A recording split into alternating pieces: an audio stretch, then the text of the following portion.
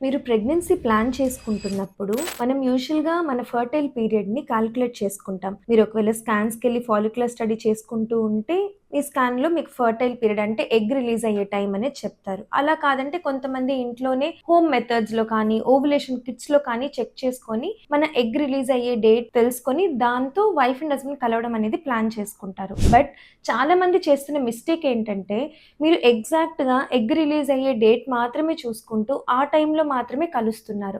కరెక్ట్‌గా చెప్పాలి అంటే స్పెర్మ్ క్వాలిటీ మెయింటైన్ అవ్వాలన్నా, మనం కలిసినప్పుడు మంచిగా హెల్తీ స్పెర్మ్స్ రిలీజ్ అవ్వాలి అన్నా, ఎగ్జాక్ట్‌గా ఆ డేట్స్‌లో మాత్రమే కలవటం అనేది కరెక్ట్ కాదండి. యూజువల్‌గా వీక్లీ ట్వైస్ ఆర్ థ్రైస్ మనకి సెక్షువల్ యాక్టివిటీ చాలా చాలా ఇంపార్టెంట్. స్పెర్మ్స్ అనేది ఫ్రీక్వెంట్‌గా జెంట్స్ ఎజాక్యులేట్ చేసుకుంటూ ఉంటేనే good quality of sperms generate అవుతూ ఉంటాయి. సో, మీరు కొంతమంది స్ట్రిక్ట్‌గా వేరే డేట్స్‌లో కలవకుండా ఓన్లీ ఆ ఫర్టైల్ పీరియడ్‌లో ఎగ్ రిలీజ్ అయ్యే టైంలో మాత్రమే కలుస్తున్నారు.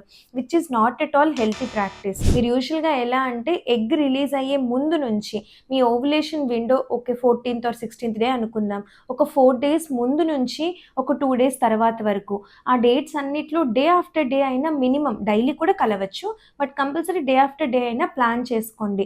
దాని ఉద్దేశం మిగతా రోజులు నెలలో వేరే రోజుల్లో కలవకూడదు అని కాదండి. ఫ్రీక్వెంట్ ఇంటర్‌కోర్స్ చాలా important to maintain the sperm quality. నేను మీ డాక్టర్ భావన, ఆబ్స్ట్రిషన్ అండ్ గైనకాలజిస్ట్, భావన hospital, Reddy and Reddy colony, Tirupati.